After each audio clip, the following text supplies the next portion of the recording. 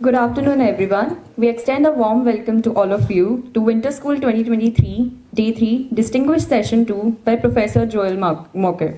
Without further delay, I now invite our esteemed chairperson, Professor Paramjeet, professor at Delhi School of Economics, to commence the session.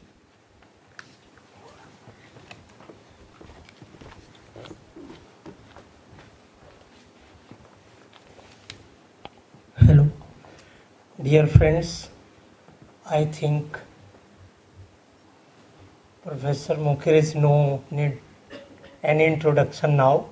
The first lecture was very thought-provoking, and this is nothing new, but in sequence of the first lecture, diversity, pluralism, and tolerance.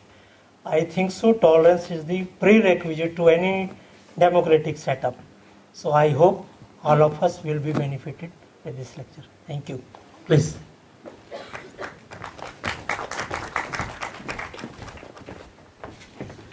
All right, well, thank you. So this lecture is very different from the previous one. One thing, the first half of it or so will be, to some extent, dealing with some definitions and some methodological issues with the concepts that are on the title here. And I just want to sort of, and the reason I got interested in this in part because you can't really live on an American campus in this day and age without being constantly exposed to these concepts of diversity.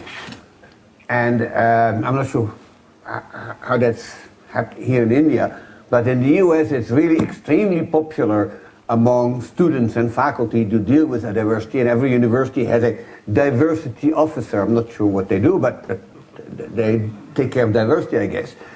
And so I wanted to sort of think a little bit about this as an economist, but also, of course, eventually as an economic historian, and ask a question of, is diversity really, from an economic point of view, a desirable thing? So let me sort of start with this. The universities, as I said, obviously feel that it is important to increase diversity. And so, as I see it, I mean, essentially two sources of support, which are essentially independent. The first is that, you could argue, and I guess it's hard to disagree, that certainly in the United States we have sort of committed sins in the past, okay? And the sins particularly concern certain minorities, above all, of course, African American, but in more general sort of racism and colonialism, if you want. And these have led to systematic discrimination against some groups that are now, as a result of that behavior, underrepresented in certain things where they'd want to be represented. And so fairness and justice basically said that these be addressed, and that you say, look, these people are underrepresented in the government, in universities, in housing and whatever, but that's not because of their fault, it's because of the things that we did to them, and so we need to fix that. That's what justice is about. So, I respect that, but that's not where an economist would probably spend most of her time thinking. The other idea, which is, I think, in some ways much more interesting, is that low diversity is inefficient. So it's argued that diversity improves performance. It stimulates and enhances creativity and growth by drawing from a larger variety of cultural material, and so it increases options for innovation, for effective management, cooperation, and all kind of other things that would increase performance. So, to say that the justice argument is perhaps not, that the efficiency argument is the one we should focus on, some people, like my friend Deirdre McCloskey, for instance, says that as economists, we actually have to pay attention to ethics. And so, if that's what you do, then in fact you could make the first argument.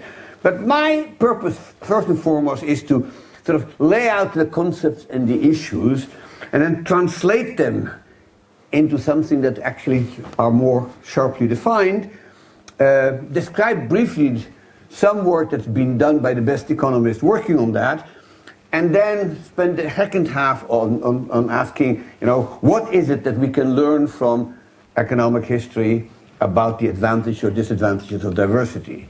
And so let's first get our concepts straight. So first the question is, of course, diversity of what? So I made a list here of 7 forms of diversity, which to some extent overlap, but not a great deal, okay? So the first is simply genetic diversity, which I think we all understand what it means. And so it's related to, but clearly not identical in any way, to ethnic diversity. And then we have what I would call phenotypic diversity, basically the way people look. So, skin color and, eye shapes and whatever, which is not identical to genetic diversity, but obviously at some levels related to it. And then there is separately ethnic and national origins diversity. So this is particularly a big deal in countries like the United States, which is of course composed of a large number of people with different ethnic backgrounds. Well, then there is what you'd call linguistic diversity. So people who may be very close in all these other aspects would speak a different language. So you look at places like Switzerland or Belgium or places like that. So you have Canada. So we have and that's a form of diversity. Then there is religious diversity, which is sort of obvious and speaks for itself. And then there are other cultural and ideological diversity. And, are you a Republican? Are you a Democrat? Are you a communist? Are you a free market person? That kind of thing. And finally, of course, there is cognitive and intellectual diversity in the sense that, some people are better educated, have a broader understanding of the world and things like that. So these are all sources of diversity.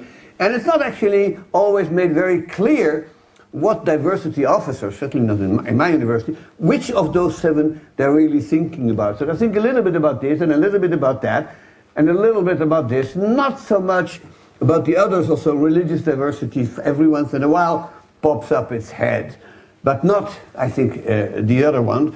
In fact, I would almost think that cultural and ideological diversity is probably not incredibly encouraged. I mean, I would be very surprised if my department ever hired a Marxist economist, or for that matter, if my history department, of which I'm a member, would ever hire a historian with libertarian right-wing sympathy. So you can be in favor of one form of diversity and not another. Now, here is something which is sort of tautological. These are all traits, right? Language, religion, and so on. These are sort of features, we would call them. Now, these fall in sort of two groups, sort of obvious when you think about it. Some of those are hardwired, right? They're acquired at birth. So, genetics, phenotypical diversity, ethnic origins, this is not a matter of choice. You're born that way, and that's the way you're going to be for the rest of your life. The others are things that, at least in principle, you could choose. Well, cultural beliefs, preference, and even religion. So, I'm convinced that the vast bulk of people who are stay with the religion in which they were sort of born into, which is the default option. But, you don't have to. You can change your religion, and people do. And so, this is sort of an important distinction that has to be put up first. Now, so I'm going to distinguish between 3 concepts and give them a very clear-cut definition, and then, think a little bit about how they relate to each other.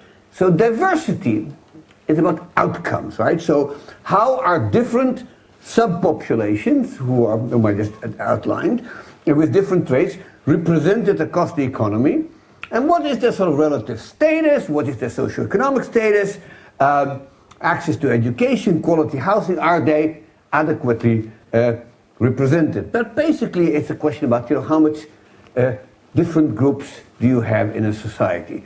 Now, tolerance is something very different. Tolerance is, as I define it, it's about preferences.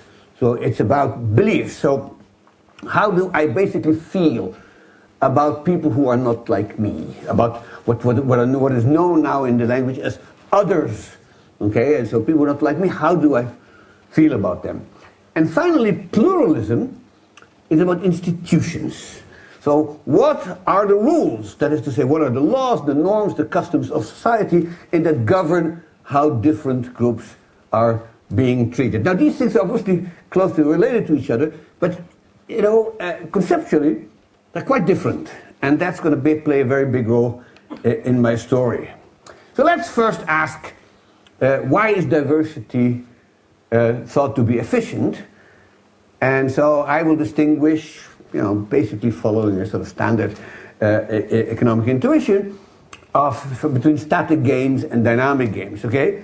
So the static gains are essentially that diversity can take advantage of complementarity between different groups. And this is something I will come back to at some length in the second part of the story. And therefore, you could argue it creates the possibility of a division of labor between two groups who have different competences, different abilities, different comparative advantages.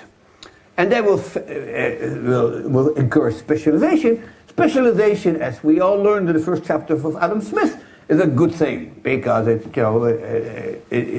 increases output. And of course, once you have that, diversity facilitates gain from trade between these groups that have different comparative advantage, and therefore you want to have diversity and you want to minimize transactions cost and between different groups. Now, dynamic gains are of course quite different, and they are sort of the result of different forms of creativity. So it's been argued, and probably with some justification, and I'll come back to that as well, that society can be made more creative because diversity essentially increases the sort of what you'd call the cultural gene pool, or the I don't like this term, but it's been used, the meme pool, right? So you bring in people from different environments, with different beliefs, and then the overall the union of the two sets of beliefs is larger than the individual's one. So if you want to combine things or solve problems, you have a larger sort of set to choose from. Okay. Now both of those forms of, and this is going to be central to my story, both of those gains increase static and dynamic efficiency if and only if the economy is peaceful and subject to pluralist rules. That is going to be the main story that I'm going to tell. Now, a little bit of history of thought, I can't help myself here. So this is not a new idea. Here's a quote from Thomas Aquinas, who wrote this in the 13th century. And here's the full quote: "The divine goodness might be more perfectly bestowed on things." And then he says there should be diversity among them, so that what could not be perfectly represented by one single thing might be more perfectly represented in various ways by things of various kinds. Okay? That's a somewhat better written definition of what I gave earlier, but it boils down to the same logic. So this sort of idea has been around for a long time, and it's sort of kind of obvious once you think about it. And so, well, a little bit more technically perhaps, what you really say is that if you have more diversity, you have more elements to choose from, and because a lot of progress, both technological and scientific progress, consists of recombining hitherto disjoint ideas of cultural features, you may get something new and much better than each of the components, and this is of course what we mean when we say synergy. So if you have more diversity, you may have more synergy. And there is actually a small literature in the economics of technological change that was spawned by Marty Weitzman's 1998 classic article, in which he pointed out, that a lot of technological change, or he thought all of it, but that's I think a bit too strong, but a lot of technological change consists of this recombining different ideas from different areas, and then diversity increases the pool, and so presumably you have more to choose from, and then the rate of growth in that kind of combinational model goes up. So the larger the reservoir, so to speak, the better. And so here's just some examples of this. So this kind of combining different mean pools, really, you can see it in all kind of cultural developments, not just in technology and science, but also in language, philosophy, music, literature, but also in cuisine and so on. So in food, we were just talking about this over lunch. We have these fusion cuisines, and people create new dishes by combining, God knows, Mexican and Chinese food, or Middle Eastern food with Scandinavian food. You see this in many places in the world, these sort of fusion cuisines. Quite interesting, and obviously it gives you a bigger array of choices than you had before. In music, which is sort of my great love, it's kind of fun to see this. So here you have a Russian composer writing a piece called Capriccio Italien, and here you have an Italian composer writing an opera based on a story written by a Scottish author. So you can sort of see how combining different cultures actually creates something that is quite new and quite different than what we had before. Now, of course, in language, if you speak English, much of the language is, consists of different elements from different language, because English really isn't an original language. It's some German, and French and Dutch thrown together, add water and mix. So we have all this wonderful Yiddishism in English, and that's reflected. So stop schlepping like a kwetsch, I mean, that's Yiddish. That's become part of the English language, and that too tells you that the language will be richer if it has, the country has more diversity. So what exactly then do I mean by pluralism? So I'll come back to it because it's going to play a big role in the story. But pluralism, in the Northian sense, is about institutions, okay? The institutions that support the peaceful coexistence and cooperation between groups that are different in some definable way.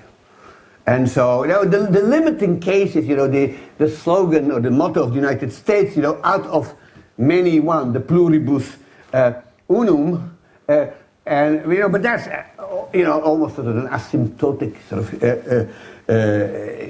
hope. They're never going to be quite unum, but they can get close, so to speak. And so the idea that is that groups that represent different features, different traits, can cooperate and create some kind of equilibrium for certain purposes, while retaining their original traits. And so, in sort of more in terms of new institutional economics, what pluralism is a set of institutions that allows that a peaceful and cooperative diversity, and therefore is Pareto improving.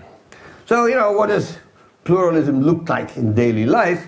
So, here are some examples, and anybody in this room can think of more of them, but here are at least 4 or 5 of them. So some good institutions would be that in religiously diverse countries, you don't want to have a state-sponsored or dominant religion, and you want, as far as possible, complete separation of state and church, which is, of course, the idea on which the United States was founded. Whether the practice always matched the idea is a different matter.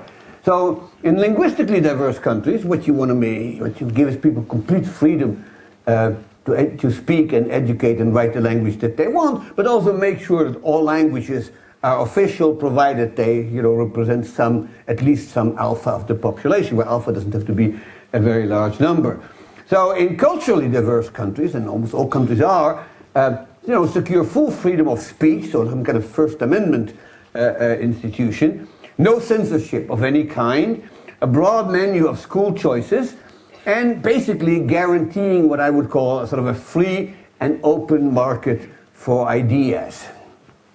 In ethnically and racially diverse countries, try as much as you can to follow color-blind and origin-blind policies across the board, including in places like housing, employment decision, university admissions, and so on and so forth.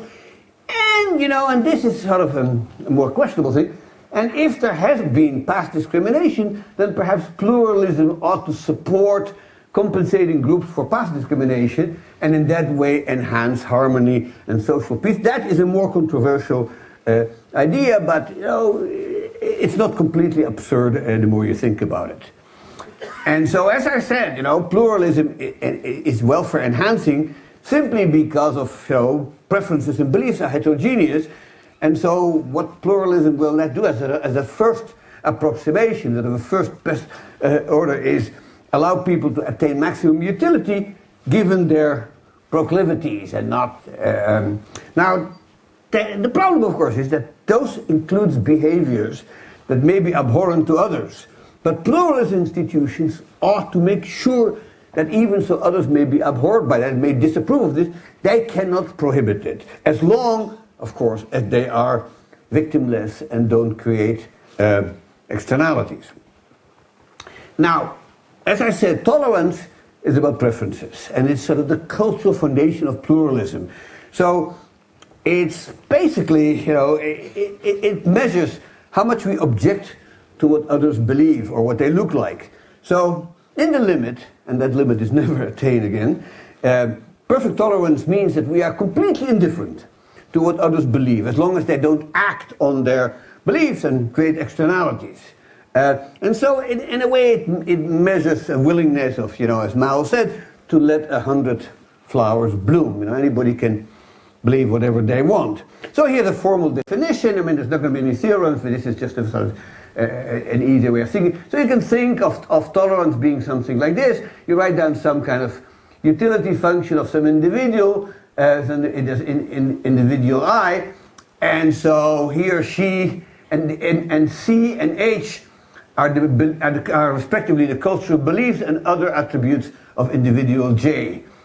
And so basically your utility C and H appear in your utility function with these coefficients that measure how much you disapprove of those. And so these are sort of reverse measures of indifference. So C really measures the sort of cultural belief. So I disapprove of you because you like Donald Trump or something like that, right? Whereas H would be things like I disapprove of you because I don't like the way you dress, because you wear a hijab, because you wear a yarmulke, anything like that. So if lambda is negative, then I disapprove of, say, J's religion, and if mu equals 0, then you could interpret that as being racism or xenophobia, because I don't approve to what you believe, I disapprove of you, so to speak. So that would be sort of some measure of xenophobia. So a tolerant society then is one in which lambda and mu are small enough in absolute value to support pluralism. That is to say, other people are tolerated and allowed to live in this society without me interfering with them or preventing them from doing as they wish. And so lambda and mu, if they go to 0, essentially you become more and more and more tolerant. And so, that kind of, utopia in which lambda and mu are both 0 is probably never going to be attained. And it's never going to be attained in part for reasons that, as you start digging into this literature, you discover are quite powerful. So there is a whole literature now about homophily. And homophily basically means that we have apparently been hardwired to like others who resemble us in some definable way. And so we will also always tend, other things equal, to like people who are more like us. And my own personal experience sort of consistent with that. Now, so there's this literature that basically says that this is actually genetically transmitted because it provides people with higher fitness. And so there's, serious biological reasons why that's so, and that essentially means that lambda and mu probably never going to be quite at 0.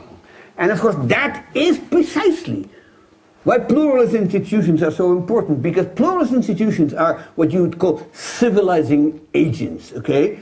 So we may all be to some extent experiencing homophily and therefore become what others would see as intolerant or bigoted, but pluralist institutions prevent us from acting on those proclivities. And so, what I would say is perhaps this, that institutions can't make easily people overcome their distaste for others, but they may constrain to acting on these preferences by making discrimination illegal, and just being sort of pluralist enabling. And those kind of institutions will make diversity a more salutary force. So here you have, if you want, the mother of all pluralist institutions. This is the First Amendment to the Constitution of the United States. And whether it's always been fully practiced is one thing, but at least the idea was there in 1787, and I'll talk a little bit about the historical background if I get to be so far. Now here's a brief digression, and that is from a point of view of economic welfare. Is cultural pluralism always and everywhere desirable? And so insofar that it encourages diversity and diversity to being a force for the good, you would say yes, but there are issues here. Should we allow people to have heterodox beliefs? Of course we should. Even heterodox behavior, yes. Even if you yourself feel that you would never engage in that and you actually disapprove of people using it. So, you could think of those as, as say tattoos or drug use or something like that. But as long as, it seems at least, as long as these crimes or these actions, I should say, are victimless and don't break the law, you can believe whatever you want, you can dress any way you want. If you want to tattoo yourself or whatever, that's your problem. And you could make the same argument for cultural beliefs. So, I've once written an essay sort of in defense of crackpots. And who cares if others have crazy beliefs? If they believe that the moon landing was staged, or whether the world was created 5,700 years ago, and that people walked the earth hand in hand with dinosaurs and things of that nature. And moreover, of course, even if 99.99% of all really crazy crackpot theories are just that, we can never be ontologically sure that a tiny fraction of them may not have some value and eventually become start something entirely novel and beneficial. You just can't be sure. And so that's sort of in defense of crackpots and conspiracy theorists. It all sounds easy and clean, and then you start thinking about other things, and it gets difficult. Now, what do you do with somebody who is a Holocaust denial, satanic worship, or people who espouse eugenicism? Should we stop that? Should we prevent that? These are very hard decisions. There could be, and this is of course where the sort of boundary of no externalities is hard to find.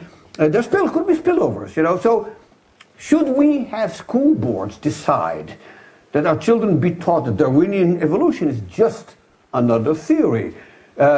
Should we tolerate somebody telling students or even adults that QAnon is a legitimate source of information, or that abortion causes cervical cancer, and that the MMR vaccine causes autism? Well, there could be serious spillovers there. So should we prohibit that?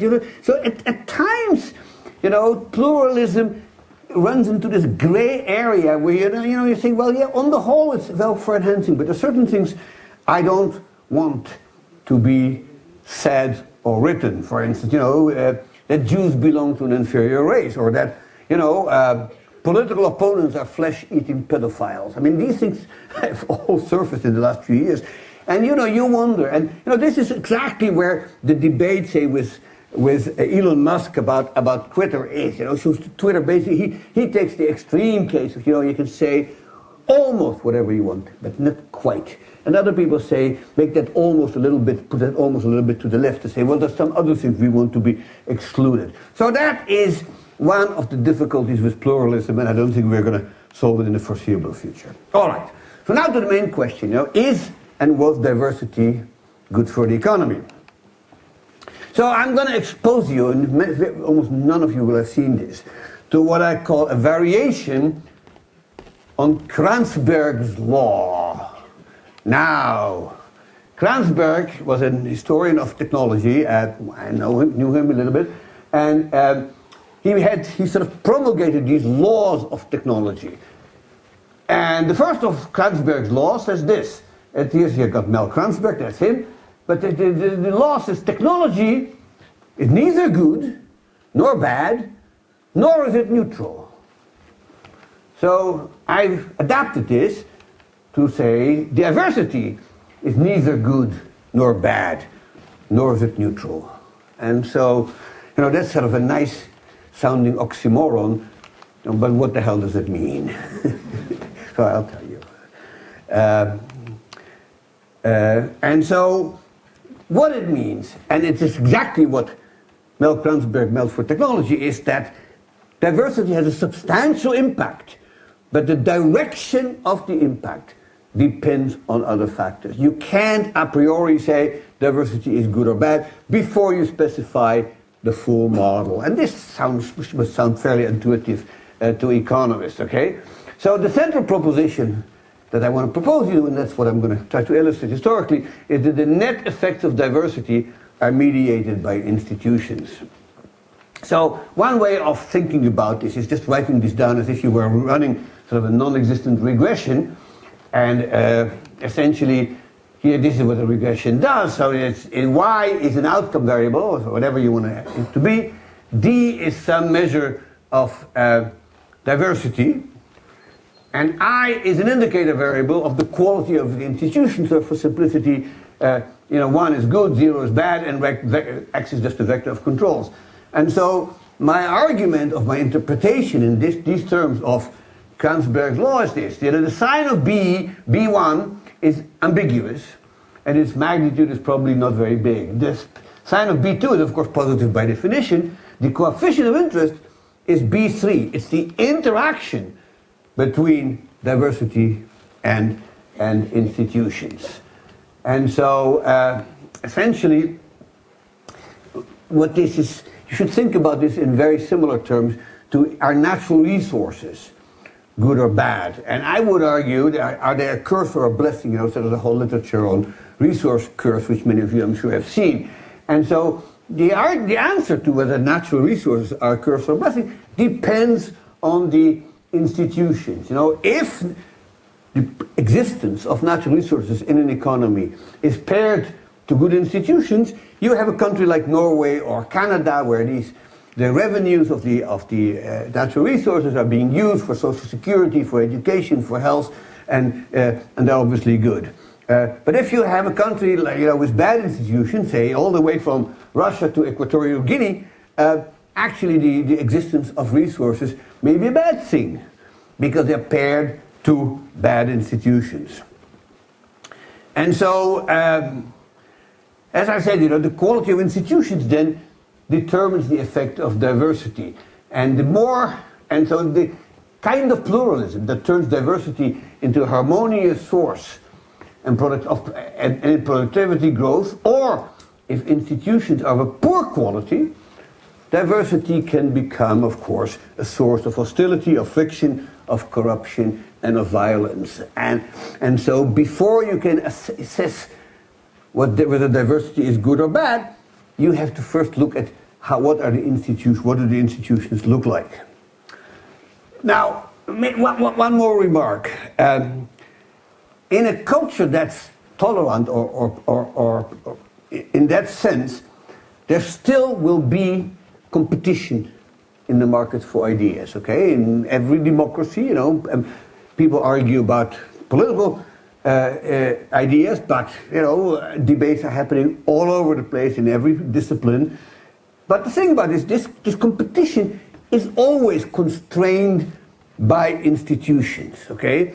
So for this market to be effective and increase economic welfare, it's limited to certain permissible means, okay? The violence, expulsions, and other forms of coercions are not permitted. And if you constrain the competition in the market for ideas in that way, then it will become a good thing. And once you think about it, every market is like that. People compete, but they can't compete on every margin. You can't dynamite the factor of your competitor. That's not, it may be a form of competition, but it is not allowed by the institutions. So the institutions basically allow certain rules and constraining what the competition looks like. And in the market for ideas, that is, of course, precisely what you want. Okay, so what about the evidence? So is diversity economically beneficial or not? And so I'm going to just give you a very, very brief survey just to give you an idea that how complicated this literature is. But is it beneficial on the micro level, so to say on the firm level? And is it beneficial on the macro, the economy level? So let me first talk a little about the micro. So the management literature has produced an enormous number of papers that look at all kinds of experiment and data for one firm, for many firms, for industries, for sectors, measuring diversity one way or another. And so, the earliest big survey of those Millikins and Martins, it came out almost 30 years ago, and since then there's been a huge amount of literature. So the evidence for benefits is ambiguous, but there's some people who really strongly support it. And so here are two books that I think make the point for micro efficiency very strongly. One is by Scott Page, who's actually one of our students, and the other is by Richard Florida, in a book that actually created quite well known. And both, but they're arguing very similar things. And so much of it is based on a priori reasoning or anecdotal evidence, but there is also a fair amount of systematic evidence, and it all turns to be frustratingly undecisive, I have to say. So here's one meta-analysis carried out by Stahl et al., and they find that cultural diversity at the firm level inherently involves trade-offs. I don't know, I found that a slightly less than helpful conclusion. And so the optimal mix of groups may depend on the specific task, okay? Culturally diverse teams have higher creativity, but also more conflict and less social integration. So on balance, it's actually not clear what the results are. So the evidence suggests in some sense that the cultural diversity may not have a direct effect on team performance, but rather the effect is indirect, mediated by process variables, which I think is somewhat similar to what I said earlier about Kranzberg's law, and that it depends on contextual factors such as team tenure, complexity of the task, and so on and so forth. So here's another more recent survey paper, and that actually I found perhaps a little bit more useful. They distinguish between what they call deep-level diversity, these sort of unobservable characteristics, including attitude, values, religious beliefs, and so on, and surface value, that is to say, phenotypical features like looks and dress and so on and so forth. And what they find is that the deep-level diversity is actually associated with more creativity, again because of a larger meme pool, whereas surface-level, sort of phenotypical diversity, tends to be negatively related to creativity and innovation, primarily for and also for simple tasks. And so that's probably what you get to see, and that's where homophily is probably becoming a stronger factor. Now, on the macro level, I'm afraid the matter is equally ambiguous. I mean, if you look at cross-country comparisons, do ethnically, religiously, or linguistically diverse nations do better economically? So the pioneering work has been done by the late Alberto Alesina and co-authors. So there is a paper in the Journal of Economic Growth in 2003 and a joint paper by Alesina and La Ferrara in the Journal of Economic Literature. And so we took essentially the simple correlations that they ran and extended them 15 years forward, which is fairly easy to do. And this is what it looks like. So this is religious fractionalization, which they measure across the horizontal axis. And this is just basically cross-country variation. And you look at it, and this is not an impressive sort of correlation at all. But if there's anything, it's actually negative, right? And so this is true even more so for linguistic fractionalization. You can see there is a slightly better R-square, also nothing to write home about. But again, the slope is downward. And then if you go into the third one, which is ethnic fractionalization, the R-square goes to be a little bit better. All three of them, however, suggest the same thing, which is if there's any correlation between diversity and growth rate, and this is for 40 years now, it's negative. And so the question is, of course, why? And one of the obvious things is sort of the likelihood of these various forms of diversity leading to civil war. And so there's been some classic work by political scientists, particularly by James Fearon and David Layton, which was sort of a pioneering paper. But there too, I must say, when you're done reading and you read the last article, you sort of find it somewhat inconclusive. So Fearon and Layton basically suggested that there's no connection between fractionalization and the likelihood of civil war. And then came Montalvo and Reynal Querol in 2005 and basically changed the definition of diversity a little bit to account for the degree of dissimilarity as well as the coherence of groups. And you can sort of look at the article and see what they did. And it actually does correlate with armed conflict. And so I must say the only thing that comes out of this for sure is that Kranzberg's law applies. You know, in countries with bad institutions, such as places like Rwanda, Ethiopia, Myanmar, to just pick three, diversity leads to violence. Those with good institutions, it leads to high economic performance. There's one sort of little sort of side thing that I want to point out to you simply because it's kind of neat. And that is, has tolerance actually improved over time? Have we become more tolerant over time? So it's very hard to measure tolerance, especially if you want to go back in time and actually, you know, ask people, you know, to what extent they're willing to tolerate people who are different than themselves.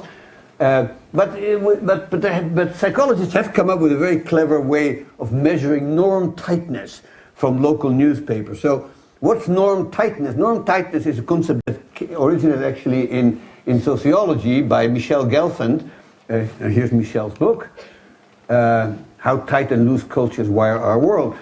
And basically what it does, it measures the level of adherence or conformity to the established norms and expectations within a society or a particular social group. So high norm tightness basically means there's a strong emphasis on conformity and the deviation is badly tolerated and is met with disapproval. And conversely, you know, low norm tightness means society is a little bit more easygoing, greater degree of tolerance for people who are crackpot or non-conformists in some way, and more permissive attitude toward deviations of established norms. So the advantage of this particular approach is that you can actually do a natural language recognition analysis and actually sort of measure it from newspapers. So this is a guy called Posch, and who this is still an unpublished paper, but he actually looked at American newspapers from 1728 to 2020. I think the zero got 22 even. So this is actually sort of kind of interesting. What he shows is that, for example, so that for the first years of the American Republic, actually tolerance declined, because this, of course, this measures tightness, so it's the obverse of tolerance. And then at some point, just before the Civil War, you know, after some fluctuations, it starts going down in a fairly monotonic measure. And then, and this should surprise nobody, in this 21st century, that, you know, continuous rise in intolerance is essentially stabilized, and my sense is that's probably by now going back up again. Also, that's not actually yet what's in these data. So this, I find this somewhat counterintuitive, but that's what the data say. All right. So far for the introduction. Now I'm going to turn to economic history. And so I want to focus most of what I'm going to say about one instructive historical example.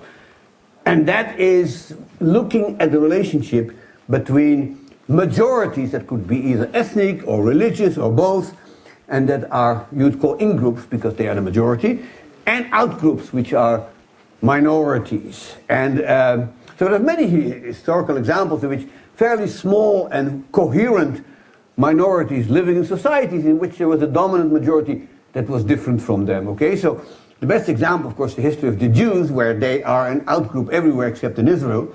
And the same would be true for Roma, basically who were in many places of Europe. They were in a small minority. But we have many other cases, some of them well known, some not so much. For instance, we have German settlers in Russia and the Balkans who settled there in the 18th century and still had an entirely German language and cultural characteristic as late as 1940. Of course, Muslims are a minority in many countries, of course in India itself, but also in Myanmar and Israel, and now, of course, in many European countries. Armenians, primarily in the Middle East and North Africa, but also elsewhere, form coherent communities. And then, of course, Chinese migrants in Southeast Asia. And, if you think about it, you probably can come up with other examples. Now, these minorities can often be regarded as what is known as service minorities. And so, they are often specializing in certain services which the majority would not or could not deliver. So trade, financial services, medicine, estate management, these were all things in which Jews and in a different way Roma specialized in Europe. And in many, it's arguable that these were obviously beneficial to the economy and that often governed their relationship with the majority. And so what I find interesting is that you see these equilibria emerging in which we have this minority and clearly they are beneficial for society. And then you'd think this is a stable equilibrium, but it isn't. And so then we would like to know a little bit more about when is this kind of minority tolerated by the majority, and when are the relationship between the two groups going to be primarily symbiotic and peaceful. So I've written down 6 conditions. This is derived from a wonderful paper by Soumitra Jha in the Journal of American Journal of Politics, or some political science journal. And this is actually based on a case study, and I'll tell you in a minute what the case study is that he carried out, because those who don't know the paper should read it. But essentially, these are the 6 conditions that I distilled from his argument, okay? The first is, of course, complementarity. So you want some kind of symbiotic relationship. So if the two groups produce goods and services and have competences that are basically complementary, then at least the economic incentive is that people would want to sort of live peacefully together. You also need this specialization to be locked in. So you shouldn't have a situation where one group can easily replicate the competence of the other, because if that's the case, we might as well do it ourselves. We don't need these others here. So you need some kind of barriers that prevent the two groups from, encroaching into the other's territory.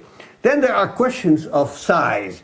So the non-local group, the non-local outgroup should not be so small or so successful that they can accumulate a huge wealth, and particularly not a wealth that is transparent and transferable.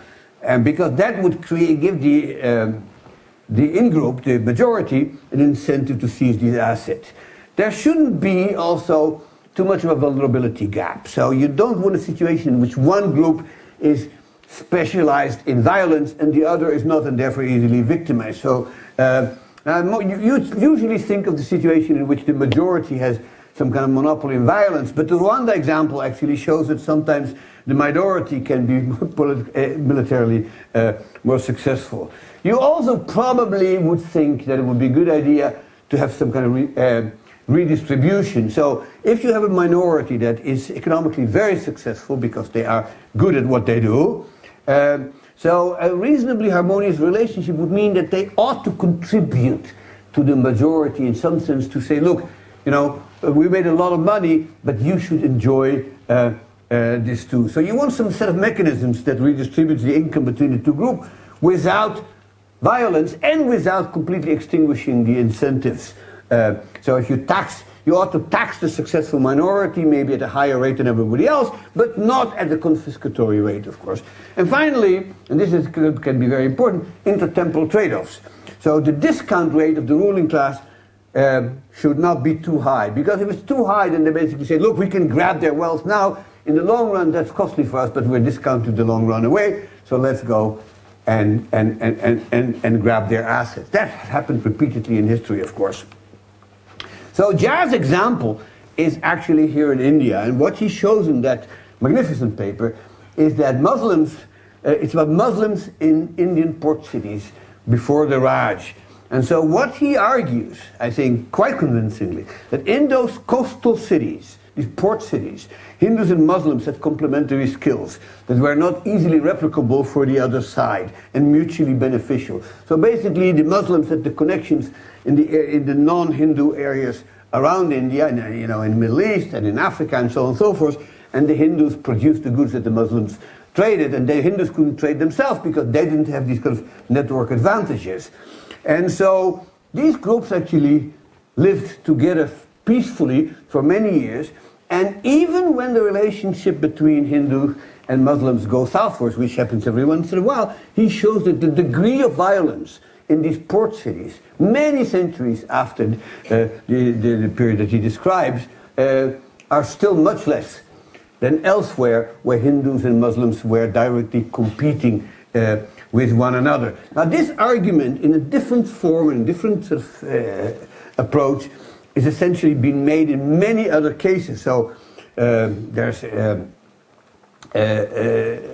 primarily, I'd say, about Jews, and so here's an argument that makes sense to you. So there's a book by Yuri Slezkine called The Jewish Century, and what he points out is that for many centuries, Jews in Eastern Europe lived very, very nicely with the rest of the population, because they did certain things that the rest of the population couldn't do, because they weren't numerate and they weren't literate and they didn't have network connections, and the Jews did. And so Jews had certain occupations that the others couldn't take, like, transportation, tavern running, estate management, a couple of other things. And then in the late 19th century, the rest of the population, because education improves, slowly start realizing that they could do these jobs that the Jews are now doing. So if that's so, why do we need the Jews? And you start seeing these waves of anti-Semitism in Eastern Europe, and eventually, of course, that led to a massive immigration of Eastern European Jews to North America. So none of those conditions guarantees peaceful relations. None of them is a sufficient condition. And the hard truth is that intolerance can be driven by many factors outside of economics.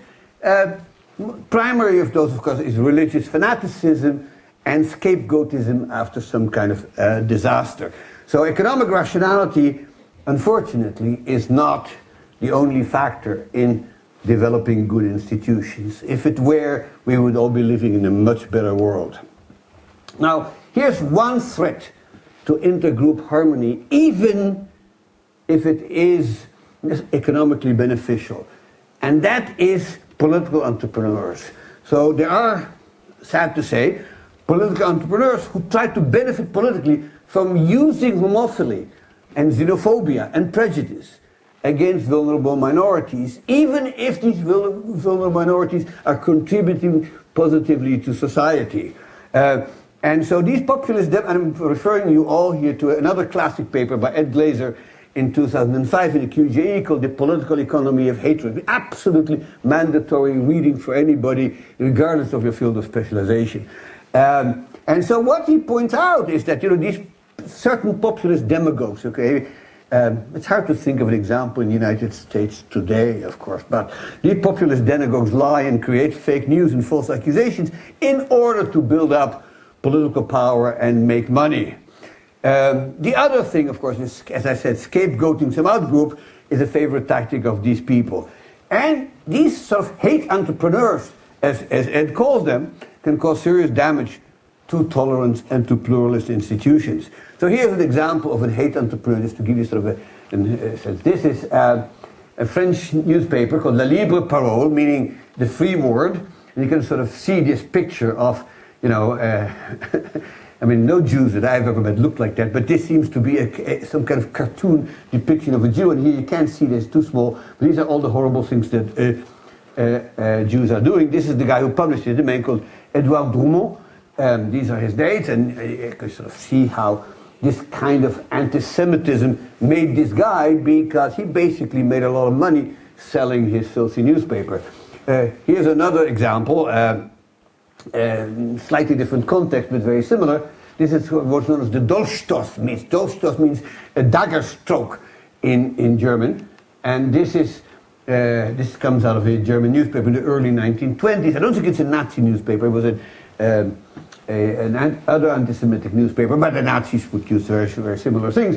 And you can sort of see the idea. Germany lost the war because the Jews stabbed them in the back and didn't contribute their share. And that was a total lie, but it did get traction, and eventually, of course, led to everybody knows what it is. All right. So now I want to talk a little bit about sort of what I would almost think of as a natural experiment. What happens if you suddenly increase the degree of diversity in a region and ask yourself, does that improve or make things worse? And the one example that seems to be sort of obvious is religious diversity, because in the medieval Western Europe, as I mentioned this morning, the Latin Church had a virtual monopoly in the market for ideas, and it was clearly strongly anti-pluralist, so it organized crusades against people who were not part of it, Muslims, of course, but also heretics in various contexts, okay? And so the cost of religious diversity can actually be measured. There's a recent paper by Koshigel, Micheli, and Yildirim in the Journal of Economic Growth that actually tries to measure religious fractionalization in the past. And what they actually find is that even if the religious fractionalization happened many years ago, if the institutions were bad, which is again Kranzberg's law, they would lead to more civil strife after 1960, for which they have data. So this is what they find. You can read this yourself, but essentially what it says is that that religious fractionalization, under the condition of the government taking a position, leads statistically significant increase in the likelihood of civil war today. And I think that's kind of a very nice application of Kranzberg's law, because it's not always the case. It's only the case conditional on the government taking a position in favor of one religion or another. So you can see the paper. So, but the experiment I'm talking about is, of course, the Reformation. And sort of by definition, the Protestant Reformation in Europe increased religious diversity. And so the question is, what kind of economic effects did this have? Well, for the first century and a half, the institutions were bad, so to speak, driven by a culture of intolerance and bigotry. And so the net effect of the Reformation, at least to my way of thinking, were largely negative. And here is sort of the evidence, which everybody knows. The Holy Inquisition and its bloody and destructive persecution of heretics, apostates and infidels, as they call these people, they excluded religious minorities from various sectors, and very often chased them out altogether. Sharpening of censorship and oppression of dissidents, and particularly during the sort of Counter-Reformation. Worse than, of course, is that it led to violence. There are a number of major religious wars, particularly the ones in France between 1572 and 1598, in what is now known as Belgium, and then was the southern Netherlands, and of course, worst of all, the 30 Years' War in Germany, all of which were religious conflicts. And so, in that sense, the century and a half after the beginning of the Reformation in Europe led to a strongly negative effect on the European economies, if you, like me, believe that on the whole the war, the negative effects of the war greatly exceeds its putative advantages. Either way, however, at some point, after 1650, these attitudes begin to change, and you start seeing, little buds, little teeny tiny embryonic signs that religious tolerance is starting to catch up, and people sort of scratching their head and says, why can't we actually live with these other guys even if they have a different religion? Now, this is not a nice, monotonic trend toward increase in tolerance. It's very slow, it's full of setbacks, and it certainly doesn't mean anything that you would recognize as full emancipation, but it's something.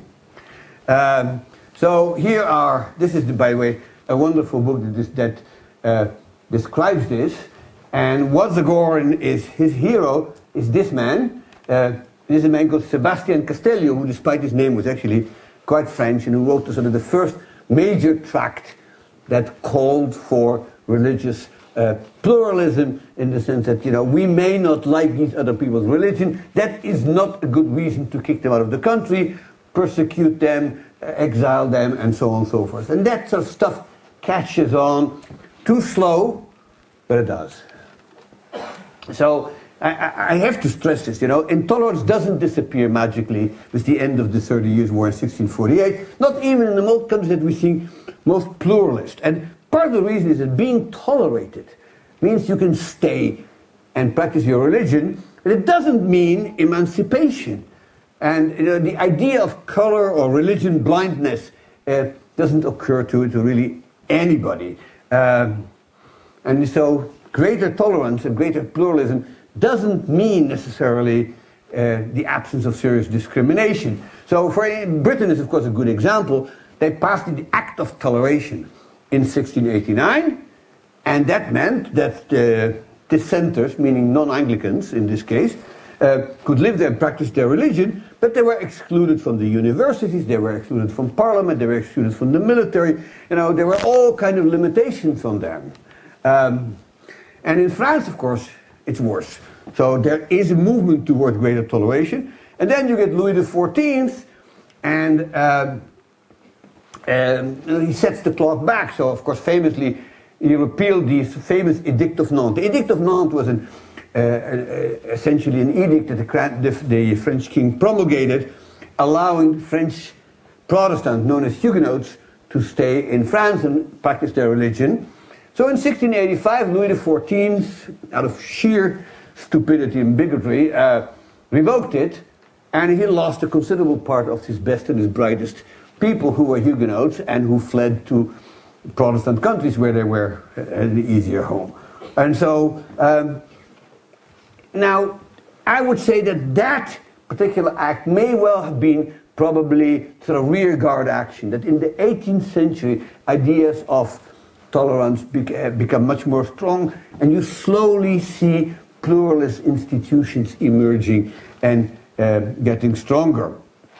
And of course, the intellectual background to that is what you would think of the Enlightenment. Now, contrary to what people believe, the Enlightenment is not at all a secular atheist movement, also some of the philosophers of course were, but what it really stresses is that we should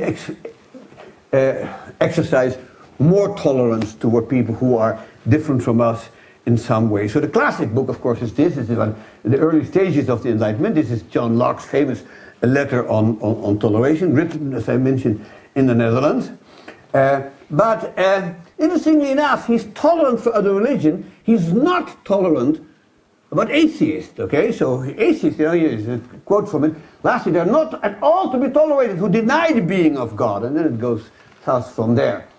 And so that gives you an idea that, tolerance for some and not for others. Pluralism for some, but not for others. That's kind of how it goes. And then as time proceeds, in the middle of the 18th century, there is more and more of people who are actually explicitly being atheists. And I would say by the end of the 18th century, that kind of lack of pluralism is slowly disappearing.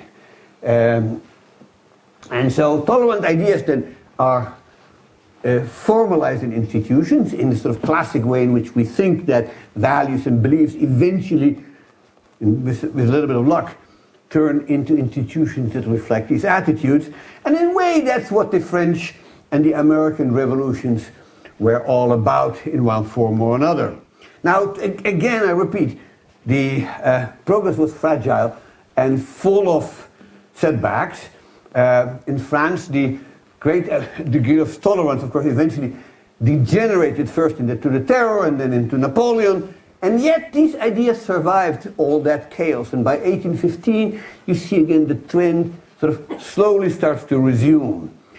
And by 1815, I would think you can see this happening more and more places. And people sort of realized that the benefits of religious diversity and that, there were in many ways religious pluralism helped the economy getting better. And so I'll give you one example of the sort of advantages of religious competition when it is constrained into sort of positive margins, right? So margins in which they can do some good and not negative margins which consist of slaughtering guys who go to a different church. And so one impact that religious diversity has is religious competition. And what religious competition, when it's not violent, does is it improves education. And so the idea is that educating youngsters into the true faith is a legitimate way of defending your religion and a much better, more effective way than cutting the throats of Protestants, okay? So religious competition and schooling turns out to be a major factor in the evolution of Europe. And here, one example, which I'm sure you have all heard about, is the role of Jesuits. So the Jesuits is an order established to defend Roman Catholicism from competing Christian Protestant faiths with non-violent means. And what these Jesuit schools became spread all over Europe, as well as in South America. And basically, they combined what they thought of as religious and moral teaching with things like mathematics, physics, and the curricula. And so they provided people actually with an education that actually was useful in some definable way. And many of the great thinkers and intellectuals of the time went to Jesuit schools.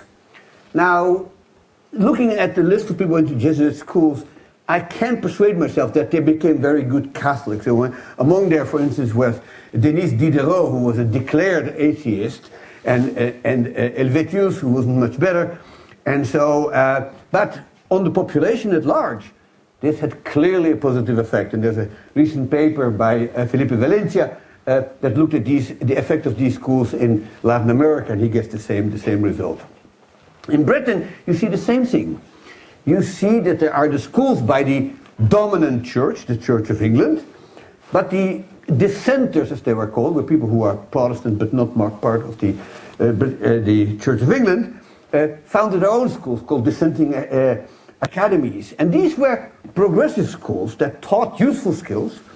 In addition to heterodox religion, of course, they taught geography, mathematics, chemistry, languages, and so on. And many, and this is here in small letters, I'll skip it for the sake of time, but many of the greats of the Industrial Revolution, people who were substantial innovators and entrepreneurs and industrialists, they went to these schools and got themselves a much better education than they may have gotten anywhere else. And in a way, and this is sort of a little bit of a sidestep, this is even true in the United States. So the United States, there's a recent paper by two of my students, Zhong and Zhao, came out last year, and what they look at is religious competition in the United States. And of course, because you can't, in the United States, persecute another person of their religion using the state apparatus, what it did was it led to the proliferation of colleges. So each Christian denomination and sect wanted to have its own college. And they do run a bunch of regressions, of course.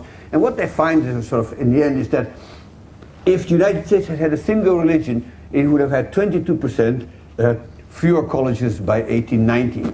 And I think that is a significant finding. It doesn't mean that the religious competition drove American growth, but that on this margin, religious diversity was a positive factor.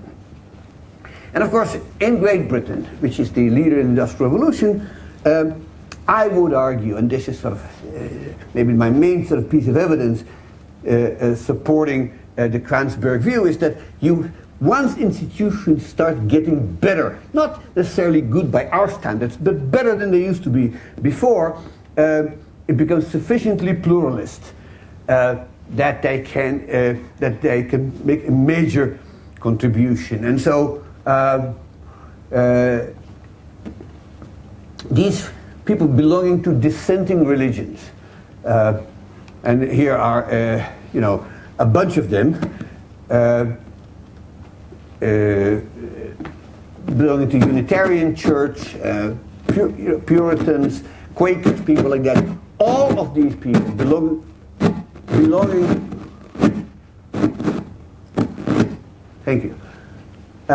belonging to dissenting churches, every single one of them punched way above their weight in contributing to the Industrial Revolution. But the other thing that, of course, they had going for them is because they will accept these French Protestants running away from Louis XIV, and they get this sort of huge influx of human capital, of highly skilled, and some of them brilliant people. So here are some of some of these intellectuals are major players. Denis Papin, the guy who built the first model of the steam engine, for instance, were the French Huguenots who fled to England. So was the mathematician Abraham de Moivre, and this guy John Desaguliers, about whom I could talk for hours. And so what they do is they essentially, transplant their knowledge from England to France, from France to England, and start industries that hadn't been there before. For instance, the clock industry. Some of the clockmakers, of course, fled to Switzerland, and the results are also well known. And so, people, by the beginning of the Industrial Revolution, a little bit before it, actually quite impressed by this. So here's a quote from Voltaire, who was, of course, a great Anglophile, and he says, and he looks at the Royal Exchange, and he says, the Jew, the Mohammedan, Muslim, of course, that's 18th century writing, and the Christian negotiate with one another as if they were of the same religion, and the only heretics are those who declare bankruptcy. And so, now I would argue that here the influence goes both ways, a two-way street, right? So pluralism will foster creativity and commercial success. But I think creativity and commercial success themselves will then create further pluralism in sort of the spirit of what Montesquieu was writing about when he talked about doux commerce, right? Sweet commerce. So if there's enough commerce, people will start behaving better and become more tolerant. So then you may well have some kind of nice positive feedback here. So as I said, these British nonconformists played a major role in the Industrial Revolution, and many of them were not just educated in their better, but also because they were excluded from other occupations, concentrated disproportionately into industry and engineering. But the other thing is that it has been argued quite convincingly by Margaret Jacob and others that the religions that they adopted, particularly Unitarianism, actually preached some kind of gospel of making money.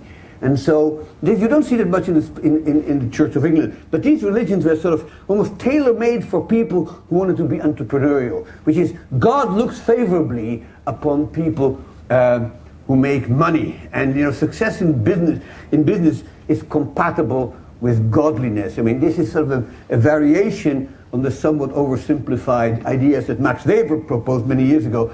But I think here, actually, he's got it wrong, but she's got it right, so to speak.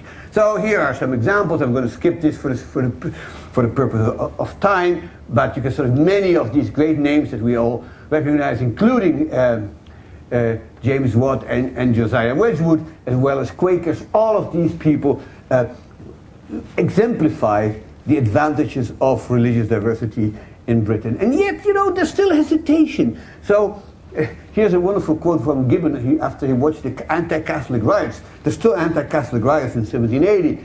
And he says, a dark and diabolical fanaticism, which I had supposed to be extinct, but which actually subsists, in Great Britain. And, I quote that sentence quite a bit when I read the papers in the United States, because I see things that I thought had gone extinct and seem to be coming back. And even as late as 1859, John Stuart Mill is still not quite happy with religious freedom as it exists in England. But I must say, in 1859, things have gotten a lot better. So here is one small question about capitalism.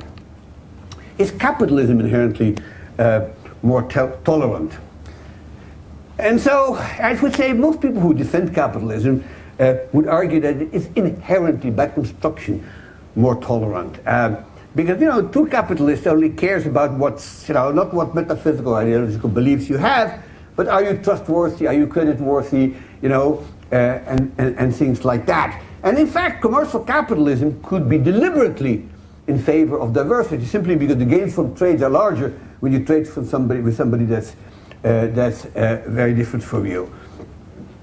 And so, pluralism, I think, is driven to a great extent by this sort of bourgeois capitalist society, and you can sort of see that in who's driving for reforms that are more market friendly. And so I want to spend a few more minutes on the other example of tolerance in action, and that is the Netherlands in the Golden Age. So now Dutch capitalism is probably the first real capitalist nation in the world. I mean, there's a book that came out a couple of years ago called Pioneers of Capitalism, and it's about the economic development of the Netherlands over the long haul.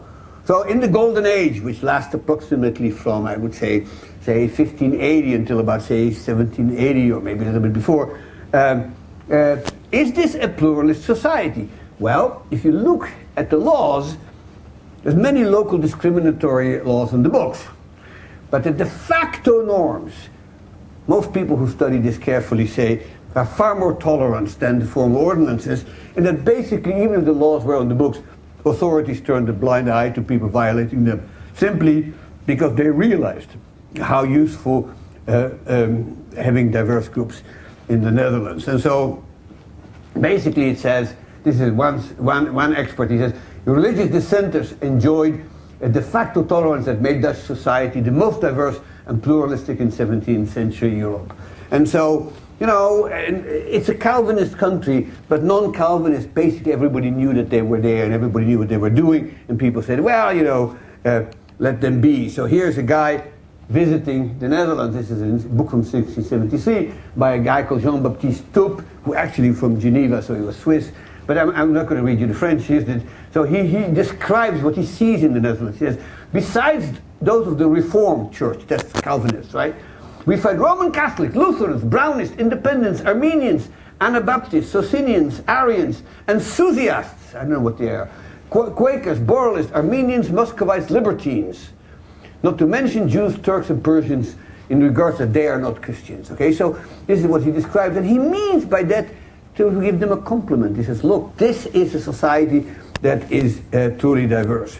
So here's a wonderful example about how a capitalist society will exercise pluralism. So this is a story about a guy called Peter Stuyvesant, who was governor of New Amsterdam, which is now New York. Of course, before it was taken over by the British. And he was a bigoted and fanatical Calvinist, and he had some Jews settling in New Amsterdam, probably Jews running away from some place where they were less tolerated. And then he wrote for permission to kick them out, because he didn't want Jews contaminating, the atmosphere in his colony. But he couldn't do that without permission from the governors. Here's what the governors write back, that request would be unreasonable and unfair, especially because the considerable loss sustained by this nation with others. And basically, I think what that tells you is that capitalism means that money talked louder than bigotry. And of course, that may well be a major driver here. Now, there's something else, however, that's playing a role in the Dutch Republic, which isn't quite as well noticed. And that is, there's a huge amount of heterogeneity in that country. You wouldn't think so, right? Because it's a kind of a small country. But within it, there is far more heterogeneity than you would believe, in large part because it's a loose confederacy of 7 provinces that each of them ran their own affairs, and within each province, each city, much as I said this morning, basically was self-governing. And so each city could decide whom they would allow in and whom they wouldn't allow in. And so there's rules about Catholics, there's rules about Jews, there's rules about Anabaptists, and so on. And so if you look at the map, you can see that every minority actually can find a place to go. Not everybody could go everywhere, but there always was some place. And so that, I think, tells you something about how tolerance is a matter of geography. You know, so it doesn't matter. So the province of Zeeland, for instance, which is near the Belgian border, is particularly hostile to Catholics. So, you know, the Catholics moved to Utrecht. And if the Jews couldn't live in these cities, Groningen and Deventer, they would live elsewhere in Amersfoort. The same is true for all these religious minorities. So what that tells you is that decentralized, polycentric government is typically more likely to be pluralist and diverse simply because of coordination failure. Not everybody is discriminating against the same people, so they can always sort themselves to the places where they are wanted. If you have a strong, centralized, powerful central government, that's harder. So you look at powerful autocrats like, say, Ferdinand and Isabella in Spain, or Louis XIV, or Tsar Alexander III, or, you know, Xi Jinping. You know, it's much easier for them to be intolerant because it's much harder for the victims to go.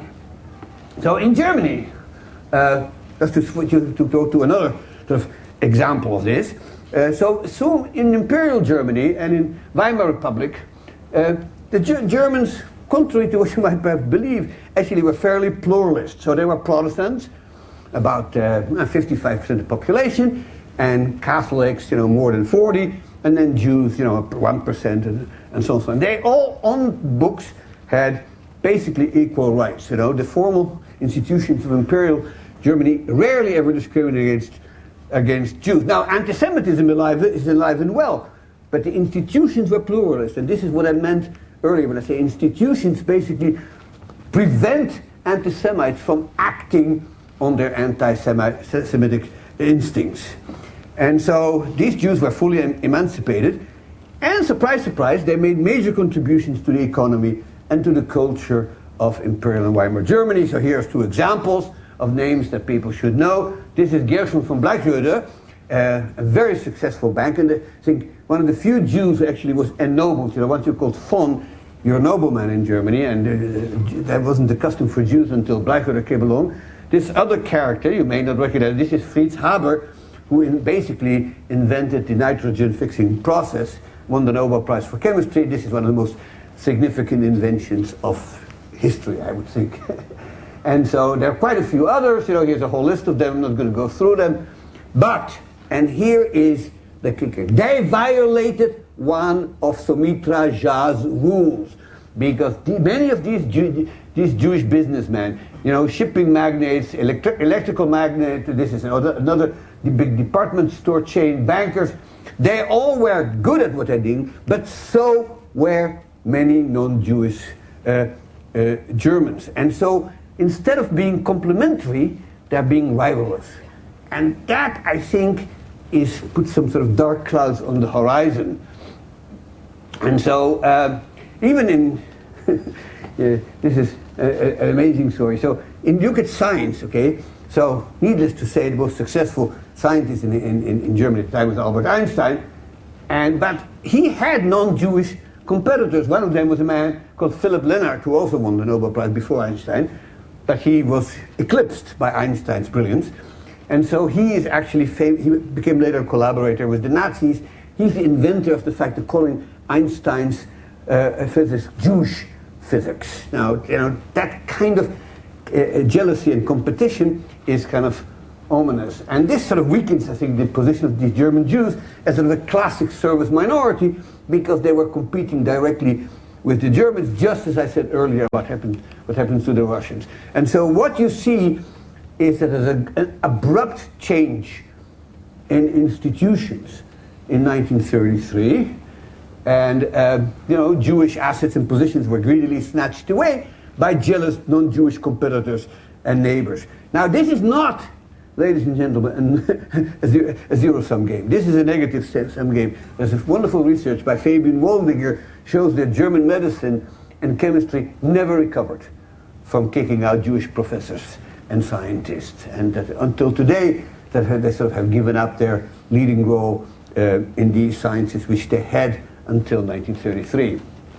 Here's another example which you all ought to be familiar with. This is the Parsi population in India. It's unique in the sense that it's actually extremely small. You know, it's just a few tens of thousands of people, and so they are, as I'm sure you all learned in high school, a cohesive group of these Zoroastrians. They're allowed to they flee intolerant Muslim Iran, settle in India, and for many years they were sort of an unobtrusive farming community in Gujarat.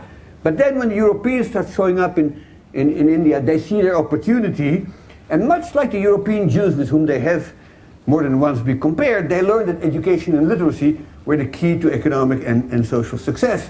And this is one of the first Parsis to become a successful entrepreneur. This is Rustam Manek, here's his full name, and famously he sailed to London to sue the East India Company and won. And he became an extremely wealthy person. You know, they still have this Nauroji Hill, which is his real name, in Bombay. I actually haven't seen it, but many of you have probably.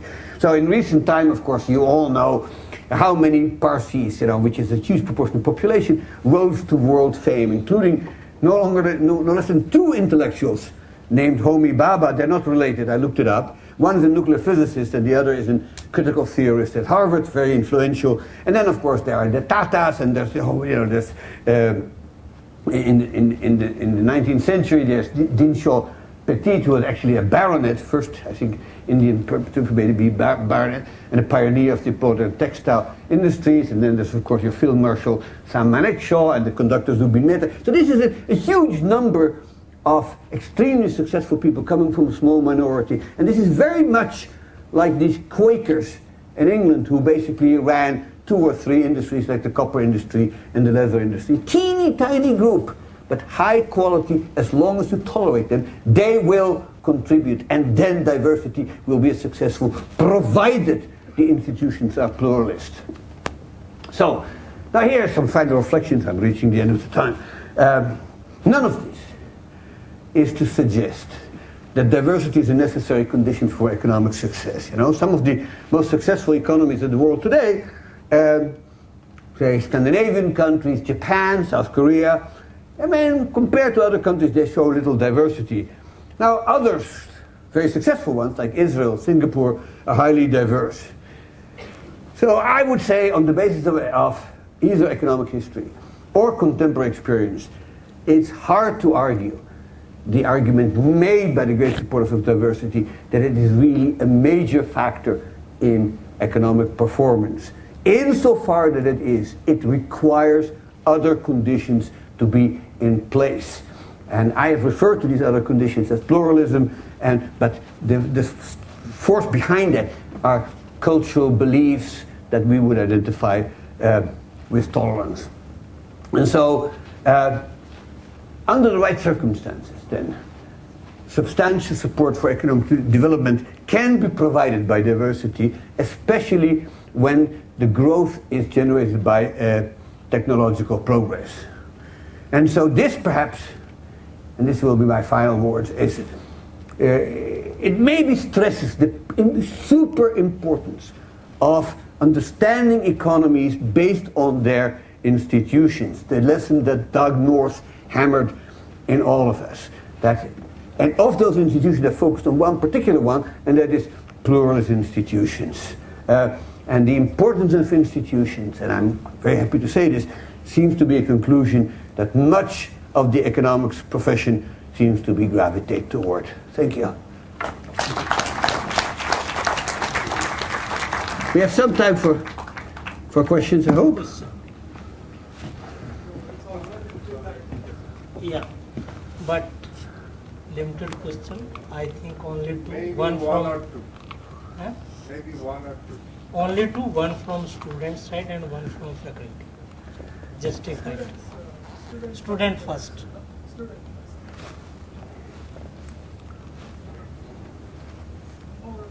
Can I state my question? Yeah. Thank you, sir, for the speak louder. Yeah. Speak louder. Thank you Yeah. for the presentation. Very fascinating. I was thinking of the education coming from the religious competition you were talking about. Yes. In India, in particular, there's an instance of the Christian education in the Northeast.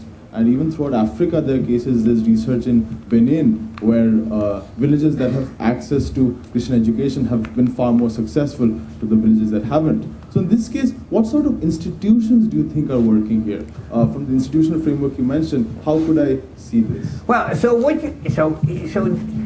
what you really need is the kind of institutions that say the competition between different religions is okay. So each religion presumably wants to survive. It wants maybe to convert people from the other side. Not all religions are proselytizing, but some are. But basically, you cannot do this by anything that is illegal. So if you still want to compete, what do? You try to think of legal ways in which to attract the other side. And in the sense of a race to the bottom, it becomes a race to the top. I'm going to get better schools than you do, so I can get your students. And then, no, I'm going to improve my schools as well. Because in fact, there's evidence that the Anglican schools got better because they had to compete with dissenting academies. And I think that is, in some ways, a very important part of it.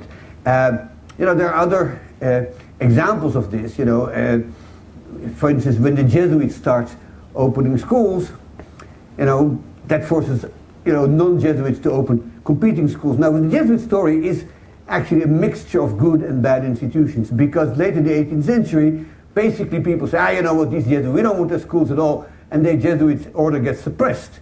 So, there's always a temptation to go, away from the pluralist sort of quadrant and start using, coercion and violence again. And so human history, it was really nice, okay, if human history was this nice progression toward ever-growing tolerance, and that ever-growing tolerance drove more pluralism, and that ever more pluralism drove more economic prosperity, and in the end we all go to Valhalla. But that's not the way it worked. For every nice sort of a pluralist society like the Weimar Republic between 1918 and 1933, and you all of a sudden get a Hitler.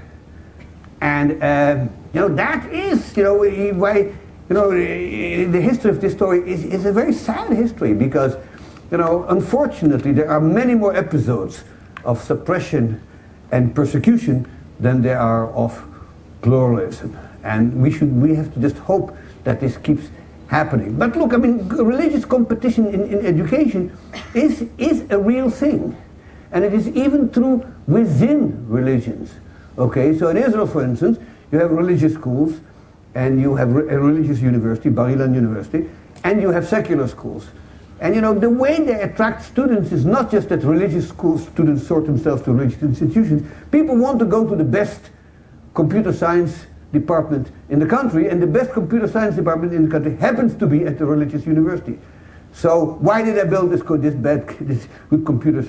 Because they think that if they bring people there and they sort of soak in the atmosphere of religiousness, that people may become more inclined to be orthodox. I doubt that, by the way, but that's the thinking. Yes, sorry, Professor Singh. First of all, hearty compliments on a truly fascinating talk. So I'm tempted to look at the issues you have discussed in the context, in the framework of Amartya Sen. So it seems like you are saying that that the institutions, aggregation process is what you call pluralism.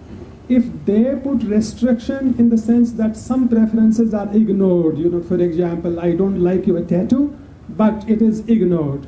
And in the process, this process itself will shape my preferences, that I will come to accept your tattoo. In your framework, the lambdas and mu's will get closer to zero. Will this be... But I would put it this way, sticking with the example. If you agree with me that we have to, all this is conditional on a structure of property rights. Okay, I didn't get into this sort of weeds of that, but essentially you have property rights on your own skin, right? So if you like to have a tattoo on your face, okay, because you have property rights on your face, even so I may dislike your tattoo, but because this is your face, you can do with it whatever you want. Now, if I have a preference to put a tattoo on you, as the Nazis we did, they put tattoo number on people's arms. Okay, now that, okay, is not okay, because there I create an externality, essentially, okay? But, externalities are only defined, in the presence of, property right or their absence. And so my sense is that as long as you, say, engage in things that don't create serious negative externalities on things that belong to you, nobody should interfere with that. That is, that's not sort of warmed up Hayekism, okay? It sort of seems to be common sense more than anything else, right? So the real question, and this is something that's unresolved, is when do we cross the boundary between a non-externality and an externality? And that has always remained a bit of a hazy saying around, because we don't actually have a very good. I still remember this. You couldn't say this anymore, so I'm quoting this in quotes. But we had George Stigler at Yale. Now, George Stigler was not a politically correct person, for those of you who know him. And so, I don't know, we had some kind of debate, I forget what it was all about. This is like 50 years ago, but I still remember what he said. Somebody mentioned externalities. He says, externalities, said George. Every time I meet an ugly woman in the street, she imposes an externality on me. And there was wide hissing in the room. And I must say, after that, I decided this guy was an irredeemable jerk. But no, he hit, I think, an intellectually valid point, which is where do we define an externality? And that remains. Look, we were having the same debate now about freedom of expression. Now, you go to any American university these days, what is freedom of speech and where does it end? Okay, and so you may have seen this sort of shameful scene in the U.S. Congress when this obnoxious congresswoman was asking these three university presidents, about calling for genocide. And they said, well, calling for genocide is okay, carrying it out is not, And people all went up and yelled. And so, is calling for genocide, an offensive speech? Well, if I say, look, go and kill a bunch of people, you go do it, that's presumably has externalities. But if I make some kind of statement of saying, well, under certain conditions, I can see, that displacement might be an improvement, that's not quite calling for genocide, although it could be interpreted that way. So we're living in a world in which these boundaries are neither clean nor neat. And we deal with that, but these issues have been around for a long time, and I would say the lines between, if you look at the world in 1550, particularly the European world, which I know best, the progress that we have made since, notwithstanding the setbacks of Nazism and other things, has been enormous. I mean, in that sense, I think there has been progress. We just shouldn't kid ourselves that this progress hasn't been fragile and that it ever will be monotonic. There will always be setbacks. And part of the reason is, which I mentioned about, because we have political entrepreneurs who build themselves on hatred. And we've got one in the United States today running around, and if we don't put him in jail, he may start carrying out these things. Sorry. I shouldn't have said that, but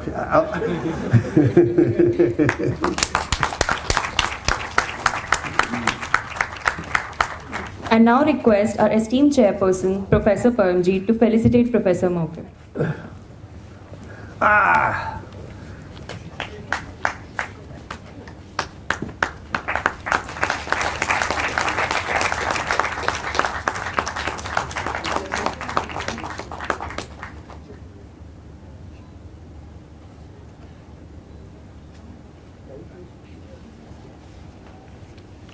Quick announcement to be made. So the sessions today are ending at 5:30, and thereafter everybody participating is requested to move to room number 206, the MX room on the second floor, right-hand side corner.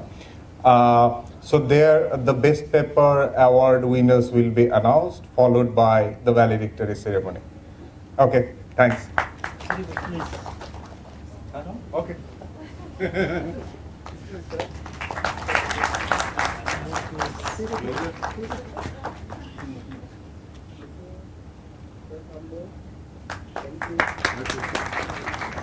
Thank you, everyone. Please join us for tea and coffee at DSC Lawns.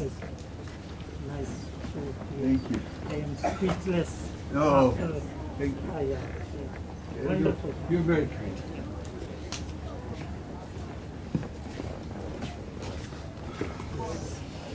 Thank you. Thank you.